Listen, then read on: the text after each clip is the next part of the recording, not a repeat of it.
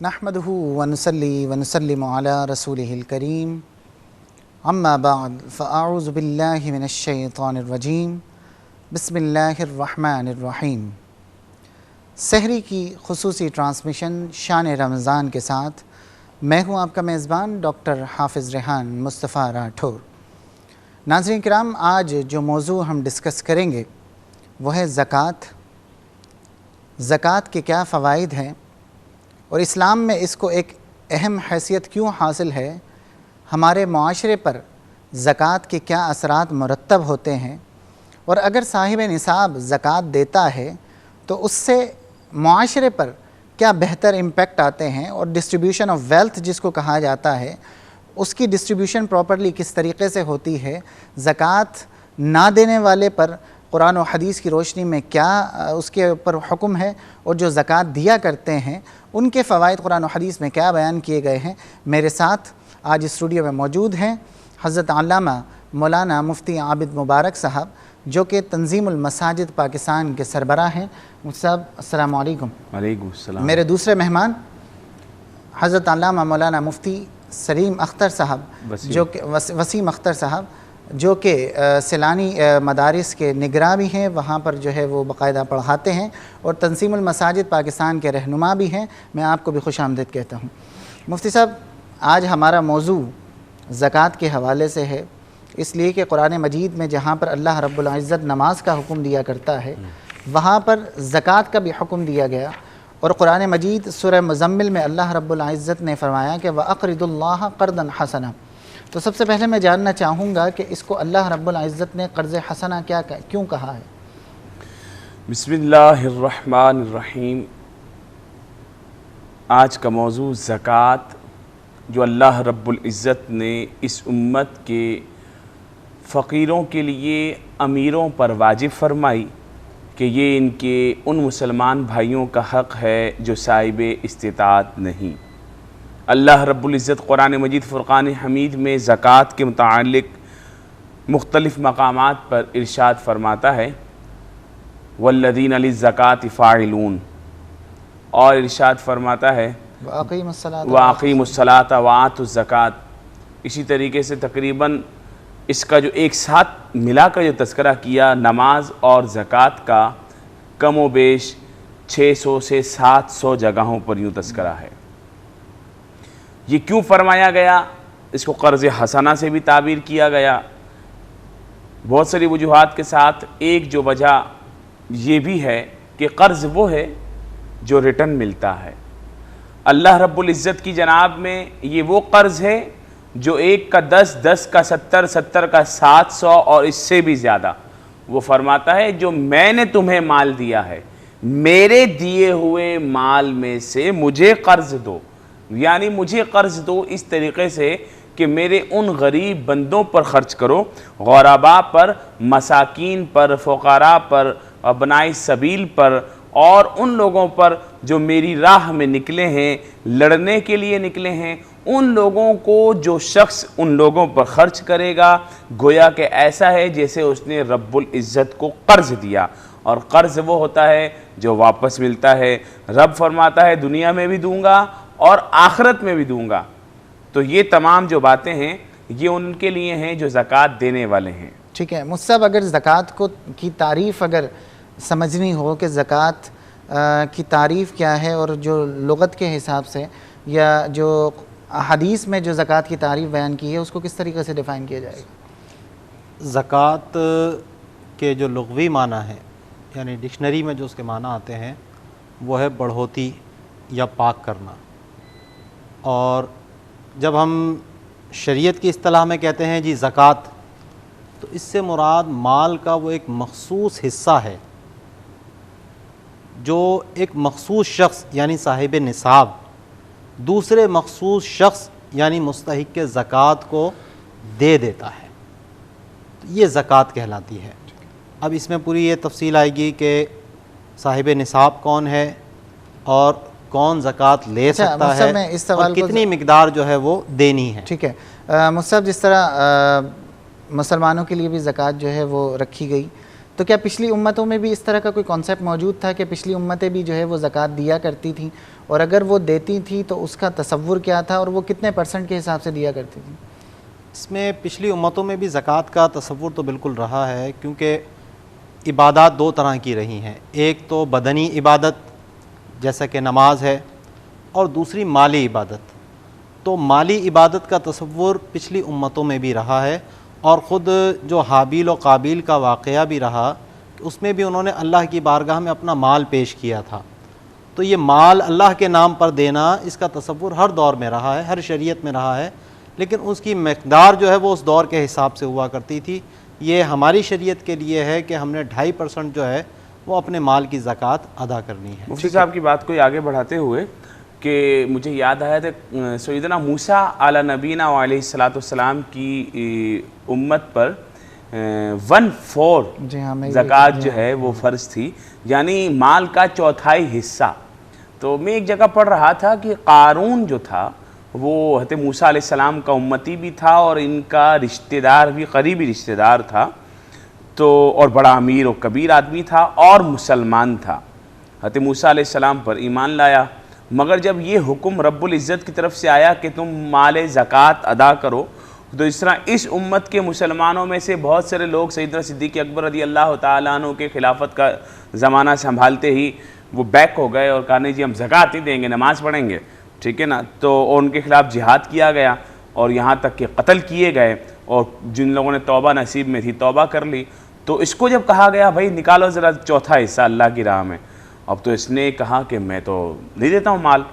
اور اس کے بارے میں ایک جگہ غالباً شیطان نے اس کو جو ہے وہ ورغلایا کہ تم غریب ہو جاؤ گے، اور ڈاکٹر صاحب میں ایک جگہ پڑھ رہا تھا کہ اس کے مال کے، اس کا جو خزانہ تھا اس کی صرف چابیاں 70 اونٹوں پر چلا کرتی تھی۔ اب اس میں سے اس کو کہا گیا کہ آپ 1/4 نکالیں، 1/4 حصہ۔ تو شیطان نے اسے ورغلایا کہ تو غریب ہو جائے گا، تو یہ تو اس نے کہا میں تو نہیں دیتا۔ تو اللہ رب العزت نے اسے اس کے مال سمیت زمین میں دھنسا دیا۔ تو جس نے بھی، جیسے مفتی صاحب نے کہا کہ عبادات 2 قسم کی ہیں، مالی اور بدنی، جس نے کسی بھی قسم کی عبادت کا انکار کیا رب العزت نے اسے چھوڑا نہیں ہے، اس وقت بھی دھنسا دیا، اور اس وقت بھی جو لوگ زکوٰۃ ادا نہیں کرتے ان کے بارے میں یہی حکم ہے، اللہ رب العزت ان کے مال کو ہلاک فرما دیتا ہے۔ ٹھیک ہے۔ اچھا مفتی صاحب، جس طرح روزوں کے بارے میں ہے کہ 2 ہجری میں فرض ہوئے، زکوٰۃ کے حوالے سے کیا تاریخ ملتی ہے کہ کب یہ مسلمانوں کے لیے حکم ہوا زکوٰۃ کا؟ علامہ علاؤ الدین حصکفی رحمۃ اللہ تعالی علیہ نے اپنی کتاب الدر المختار کے اندر جو نقل کیا اس کے مطابق زکوٰۃ کی فرضیت روزوں سے پہلے ہے، اور یہ 2 ہجری کے سال ہی ابتدا کے اندر ہی یہ فرضیت اس کی آئی تھی۔ اس کے بعد شعبان کے اندر جو ہے وہ رمضان کی فرضیت نازل ہوئی۔ ٹھیک ہے۔ مفتی صاحب، وہ کون سے حضرات ہیں کہ جن کو زکوٰۃ دینا اب ضروری ہو گیا، اور کن پر زکوٰۃ فرض ہو جاتی ہے؟ یہ 2 الگ الگ باتیں ہو گئی۔ سوال کیا ہوا؟ دونوں زکوٰۃ کب فرض ہو جاتی ہے، یعنی کون سے شخص پر، کس شخص پر ہو جاتی ہے، کون سا شخص ہے کہ اب اس کے پاس کتنا مال آ گیا کہ اب اس کو زکوٰۃ دینی ہی ہے ہر حال میں؟ ہاں، اس کے لیے شریعت مطہرہ نے ایک نصاب جو ہے وہ واجب کیا ہے، جس کے پاس مقدار کو مقرر کیا، جس کے پاس اتنا مال ہو، یعنی چاندی کے بارے میں 3 چیزوں۔ سب سے پہلے ڈاکٹر صاحب یہ دیکھیں کہ کس چیز پر زکوٰۃ ہوتی ہے، کن کن اموال پر، تو وہ 3 ہیں۔ نمبر 1 یہ ہے کہ سونا چاندی، جس کو ہم ثمن اصلی کہیں، اور آج کے دور میں ثمن اصطلاحی بھی روپیہ پیسہ جو ہے یہ ایک ہی کیٹیگری میں آئے گا، سونا چاندی، روپیہ پیسہ، ڈالر، پاؤنڈ جو بھی ہے، ایک یہ ہے۔ دوسرا ہے مال تجارت، جو چیز ہم زیادہ ٹوتھ پیسٹ کی دکان ہے تو اس کے اندر اگر 50,000 ڈبے پڑے ہوئے ٹوتھ پیسٹ کے، وہ ہے مال تجارت، دکان نہیں ہے، اس کی ڈیکوریشن نہیں ہے، جو چیز بک رہی ہے وہ ہے مال تجارت۔ اور نمبر 3 ہے مال مویشی، گائیں، بکریاں، ساتھ میں اونٹ، گھوڑے، ان چیزوں پر زکوٰۃ لازم۔ یہ 3 چیزیں ہیں جن پر زکوٰۃ لازم ہے۔ نمبر 1 ثمن اصلی سونا چاندی، نمبر 2 مال تجارت، نمبر 3 مال مویشی۔ جو یہ مال ہے، سونا چاندی ہے، روپیہ پیسہ ہے، یہ روپیہ پیسے کی مقدار جو ہے وہ سونے چاندی سے لی جائے گی۔ چاندی کی جو مقررہ مقدار ہے وہ ہے 52.5 تولہ چاندی یا اس کے پیسے۔ اور سونے کا ہے کہ 7.5 تولہ سونا، جس کے پاس 7.5 تولہ سونا ہو اس پر زکوٰۃ فرض ہو جائے گی 40واں حصہ، جس کے پاس 52.5 تولہ چاندی یا اس کے پیسے ہوں تو اس پر 40واں حصہ زکوٰۃ فرض ہو جائے گی۔ مصعب میں اسی کو تھوڑا سا اور مزید جاننا چاہوں گا، مثلا آج اگر دیکھا جائے تو سونے کی جو کاسٹ ہے وہ بہت زیادہ ہے چاندی کے مقابلے میں، تو اب اگر آپ 2 تولہ یا 3 تولہ سونا دیکھا جائے تو چاندی کے مقابلے میں تو وہ زیادہ ہے، تو 7.5 تولہ ہی کیوں رکھا گیا سونے کو اور چاندی کو 52 تولہ یا 52.5 تولہ کیوں؟ ڈاکٹر صاحب 2-3 تولہ نہیں، 1 تولہ سونا بھی 52.5 تولے چاندی سے مہنگا ہے۔ جی ہاں، یعنی 52.5 تولے چاندی میرے خیال ہے 52,000 کچھ 100 کی بھی نہیں بن رہی ہے، 50,000 روپے کی ہے، اور 1 تولہ سونا جو ہے وہ 56-57 ہزار روپے کا ہے۔ یہ 200 درہم کی مقدار احادیث طیبات میں وارد ہوئی ہے۔ 200 درہم کو جب ہم تولے میں کنورٹ کرتے ہیں تو وہ بنتا ہے 52.5 تولہ چاندی۔ چونکہ 2 چیزیں استعمال ہوا کرتی تھی، 1 درہم اور 1 دینار۔ درہم کی مقدار جو احادیث میں آئی ہے وہ ہے 200 درہم، تو جو کم سے کم نصاب جس چیز کا بن رہا ہے اس کو جو ہے ہم نے معیار بنایا ہے، اور یہ احادیث سے ثابت ہے۔ ٹھیک۔ مصعب اگر کوئی شخص زکوٰۃ دیا کرتا ہے اور دیتا ہے تو قرآن و حدیث میں یا اللہ رب العزت نے اس کے لیے کیا خوشخبریاں رکھی ہیں، کچھ اس کے بارے میں بتائیں گے؟ پہلی بات تو یہ ہے کہ وہ اللہ کے حکم پہ عمل کرتا ہے، اور جو اللہ کے حکم پہ عمل کرے گا تو اللہ تعالیٰ نے ایسے بندوں کے لیے جنت تیار کر رکھی ہے۔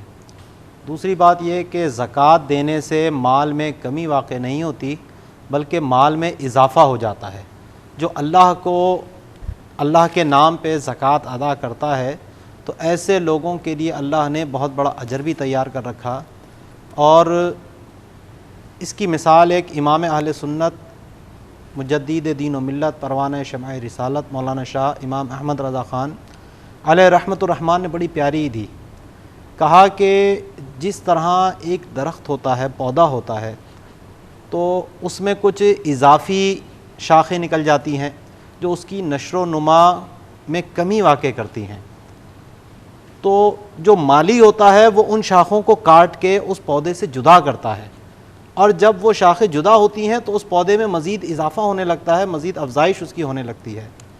اب جو بے وقوف ہوگا وہ اس پودے کی ان شاخوں کو دیکھ کر یہ سمجھے گا کہ یار میں یہ کاٹوں گا تو میرا پودا چھوٹا ہو جائے گا، لیکن جو عقل مند ہے اس کو معلوم ہے کہ یہ شاخ میں جب تک جدا نہیں کروں گا اس وقت تک میرے پودے کی افزائش اچھی نہیں ہوگی۔ تو یہ مال زکوٰۃ جو ہوتا ہے وہ اسی فاضل ٹہنی کی طرح ہے کہ جب اس کو اپنے مال سے اللہ کے نام پہ جدا کر دیا جائے تو اس مال کے اندر اللہ تعالیٰ وہ برکتیں عطا کرتا ہے کہ جو دیکھنے میں پھر آتا بھی ہے۔ بہت سے لوگ ہیں جو اپنے مال کی ماشاءاللہ پوری زکوٰۃ ادا کرتے ہیں اور بھی بہت کچھ اللہ کے نام پہ وہ خرچ کرتے ہیں، اور ان کے مال میں مزید اضافہ ہوتا رہتا ہے، مزید برکتیں اللہ تعالیٰ ان کے مال میں عطا کرتا ہے۔ تو یہ قاعدہ قانون ہے کہ جو زکوٰۃ اپنے مال کی پوری ادا کرے گا اللہ تعالیٰ دنیا میں بھی اس کے مال میں اضافہ فرمائے گا، اور آخرت میں جو ثواب کا خزانہ اللہ نے اس کے لیے تیار کر رکھا ہے اس کے تو کوئی حد اور شمار ہی نہیں ہے کہ ایک کے بدلے میں کم سے کم 700 جو اللہ کو قرض حسنہ دے گا، اور واللہ یضاعف لمن یشاء، اور جس کی نیت میں جتنا اخلاص زیادہ ہوگا اللہ تعالیٰ اسی کے مطابق اس کے اجر اور ثواب میں مزید اضافہ فرما دے گا۔ ٹھیک ہے ناظرین، پروگرام میں پہلے کالر کو شامل کرتے ہیں، دیکھتے ہیں کون سائل ہیں اور ہم سے کیا جاننا چاہیں گے۔ ہیلو السلام علیکم۔ ہیلو السلام علیکم۔ غالباً ہمارا لائن ڈراپ ہو گئی ہے۔ ناظرین پروگرام میں وقت ہوا ہے ایک بریک کا، انشاءاللہ العزیز ہم بہت جلد واپس آ رہے ہیں، ملتے ہیں کچھ دیر کے بعد۔